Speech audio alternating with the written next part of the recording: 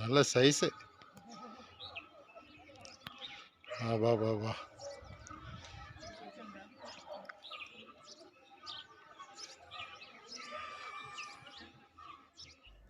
വയനാട് ജില്ലയുമായി അതിർത്തി പങ്കിടുന്ന തമിഴ്നാട്ടിലെ നെല്ലക്കോട്ട ടൗണിൽ സ്ഥിരം ശല്യക്കാരനായിരിക്കുകയാണ് സമീപത്തെ വനത്തിൽ നിന്നെത്തുന്ന കൊമ്പൻ.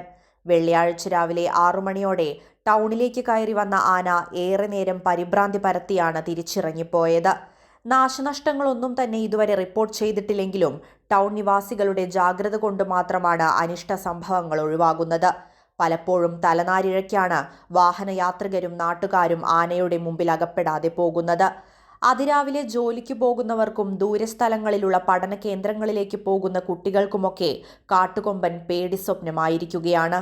ഇന്നത്തേതടക്കം 2 മാസത്തിനിടെ രാത്രിയെന്നോ പകലെന്നോ ഇല്ലാതെ 4ലധികം തവണ ആന ടൗണിലെത്തി പരിഭ്രാന്തി പരത്തിയതായി പറയുന്നു. സ്ഥിരം വരുന്ന ആനയായതിനാൽ ഇവിടെയുള്ളവർക്ക് സുപരിചിതനാണ്. പ്രകോപനമുണ്ടാകാതിരിക്കാൻ നാട്ടുകാർ ശ്രദ്ധിക്കുന്നതും അപകടമുണ്ടാകാതിരിക്കാൻ കാരണമാണ്. വെള്ളിയാഴ്ച അതിരാവിലെ സ്ഥിരം വരുന്ന വഴിയിലൂടെ തന്നെയാണ് കൊമ്പൻ ടൗണിലേക്ക് കയറി വന്നത്. റാക്കോട് റോഡിലൂടെ വന്ന് ടൗണിൽ ഉലാത്തിയതിനു ശേഷം ഗൂഡല്ലൂർ ബത്തേരി റോഡിലേക്ക് പ്രവേശിച്ച് വന്ന വഴി തന്നെ വനപ്രദേശത്തേക്ക് സ്വയം ഇറങ്ങിപ്പോവുകയായിരുന്നു. ഇതിനിടെ വാഹനങ്ങളെയെല്ലാം പലയിടത്തായി നാട്ടുകാർ നിയന്ത്രിച്ചിരുന്നു. പ്രദേശത്താകെയും ആന വന്നതു മുതൽ ജാഗ്രതാ നിർദ്ദേശവും നൽകിയിരുന്നു. ആഴ്ചകൾക്ക് മുൻപ് രാത്രി 8 മണിക്ക് എത്തിയ കൊമ്പൻ ടൗണിലാകെ ചുറ്റിയടിച്ചതിനു ശേഷം പലയിടങ്ങളിലായി ഏറെ നേരം നിലയുറപ്പിച്ചത് വാഹന ഗതാഗതത്തെ ബാധിച്ചിരുന്നു. വനപാലകരെത്തിയാണ് ആനയെ കാട്ടിലേക്ക് തുരത്തിയത്. News desk Malayalam television.